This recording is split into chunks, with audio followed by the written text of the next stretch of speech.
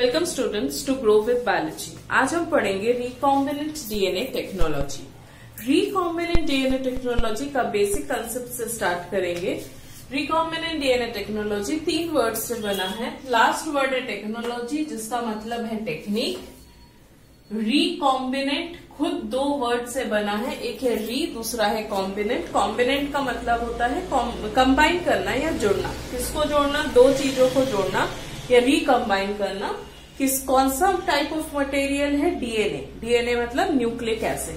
तो nucleic acids को rejoin करने से जो नया कॉम्बिनेशन बनेगा उसको बोलेंगे रिकॉम्बिनेंट। तो हमने बात की है डीएनए की और उसको रिकम्बाइन करने की। तो जब पहले हम डीएनए की बात करते हैं तो सबसे पहले हमको लगेगा डीएनए। अब ये डीएनए कहाँ से मिल सकता है? ये हम 2 तरह के सेल से डीएनए लेते हैं। एक होता है हमारा सेल 1 और दूसरा है सेल 2। हम रिकॉम्बिनेंट डीएनए टेक्नोलॉजी, जिसको शॉर्ट फॉर्म में आरडीटी बोला जाता है, उसके स्टेप्स के बारे में पढ़ रहे हैं।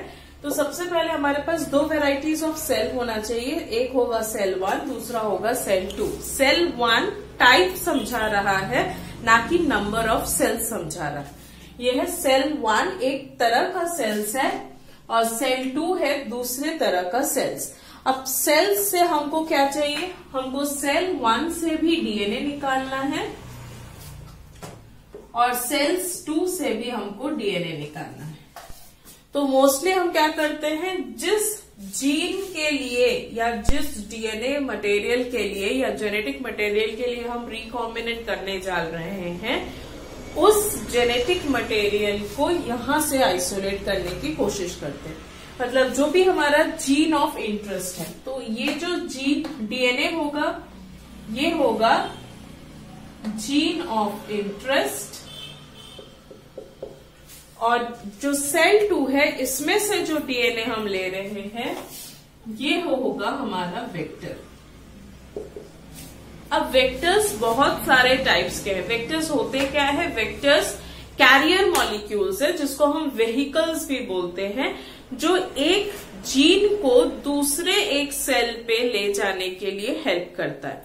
तो वेहिकल्स खुद वेराइटीज ऑफ टाइप से है। प्लाज्मिड्स है, बैक्टीरियोफेज है, कॉस्मेट है, फाजमिड्स है, फिर उसके बाद याक आता है, वाक आता है। ये सारे अलग अलग वेराइटीज है। टीआई वेक्टर्स आता है, प्लांट वेक्टर्स, एनिमल वेक्टर्स। ये सारे अलग वेक्टर्स है जो हमको हमारे जीन ऑफ इंटरेस्ट को डिजायर्ड सेल में घुसाने के लिए हेल्प करता है। तो ये हो गया वेक्टर, जिसको हमने सेल 2 से आइसोलेट किया। और ये है सेल 1 से हमको मिलेगा जीन ऑफ इंटरेस्ट। अब ये जीन ऑफ इंटरेस्ट कैसे मिलेगा? हम सबसे पहले ले लेंगे डीएनए और डीएनए में से हम निकालेंगे जीन ऑफ इंटरेस्ट। पूरा सेल का डीएनए निकाल लेंगे और उसमें से चुन के निकालेंगे अपना जीन ऑफ इंटरेस्ट। और ये चुनने में हेल्प कौन करेगा? इस चुनने में हेल्प करेगा रेस्ट्रिक्शन एंजाइम्स।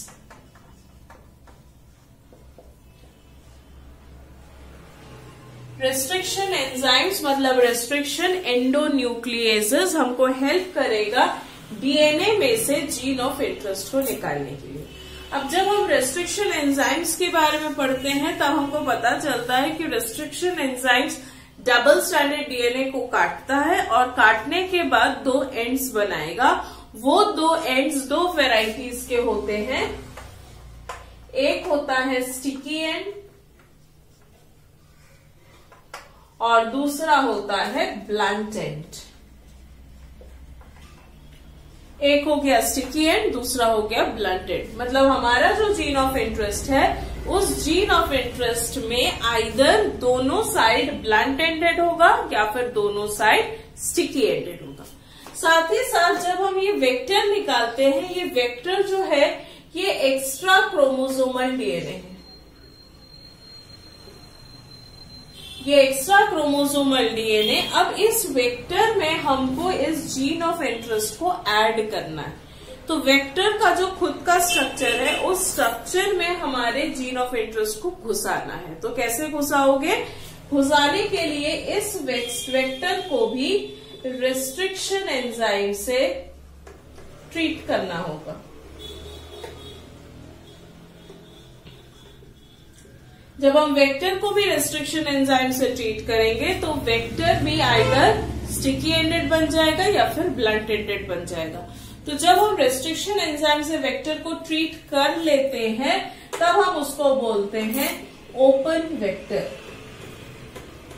और इस ओपन वेक्टर में हमारा जीन ऑफ इंटरेस्ट ऐड हो जाता है और ऐड होने के बाद जो रिजल्टेंट बनता है उसको हम बोलते हैं रिकॉम्बिनेंट। रिकॉम्बिनेंट क्यों? क्योंकि इस सेल का डीएनए इस सेल के डीएनए के साथ जुड़ के कुछ नया ही बनाया है। इसको काइमेरिक डीएनए भी बोला जाता है या फिर रिकॉम्बिनेंट डीएनए बोलते हैं।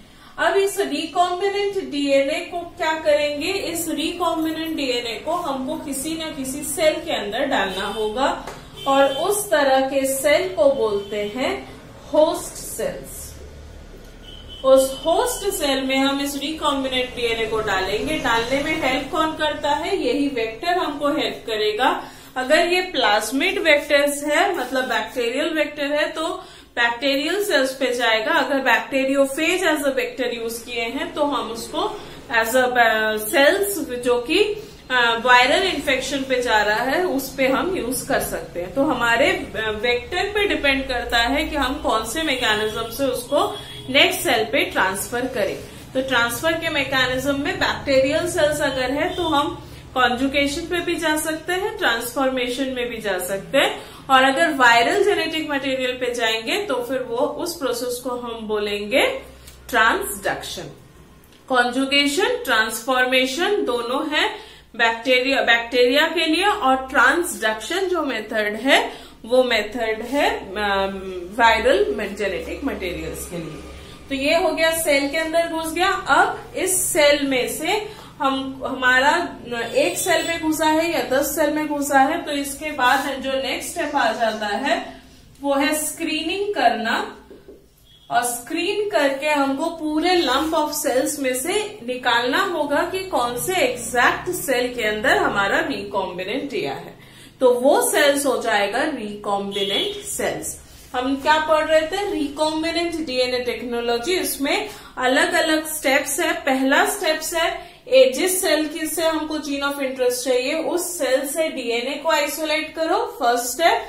सेकेंड स्टेप उस डीएनए से जीन ऑफ इंटरेस्ट को आइसोलेट करो। Third step extra chromosomal DNA vector जिस भी सेल से निकालना है उस सेल से निकाल के एज अ वेक्टर निकालो। फोर्थ स्टेप वेक्टर को रेस्ट्रिक्शन एंजाइम से रिएक्ट करवाओ और ये ओपन वेक्टर बनाओ। Fifth step gene of interest को ओपन वेक्टर के साथ ज्वाइन कराओ। ज्वाइन कराने में जो एंजाइम लगता है वो एंजाइम है लाइगेज। लाइगेज हेल्प करेगा उसको ज्वाइन करने में। जब ये ज्वाइन हो जाएगा तब बनेगा रिकॉम्बिनेंट डीएनए। अब ये रिकॉम्बिनेंट डीएनए होस्ट सेल के अंदर घुसेगा। घुसने के लिए हम ट्रांसफॉर्मेशन कर सकते हैं, कॉन्जुगेशन कर सकते हैं या फिर ट्रांसडक्शन कर सकते हैं।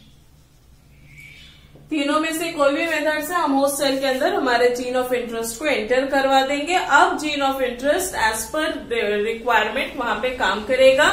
पर कितने सारे सेल्स हैं और उतने में से कितने में रिकॉम्बिनेंट गया है ये आता है स्क्रीनिंग। ये हमारा लास्ट स्टेप है रिकॉम्बिनेंट डीएनए का। अब स्क्रीन करके हमको निकालना पड़ेगा कि एग्जैक्टली कौन से सेल्स में रिकॉम्बिनेंट डीएनए गया है।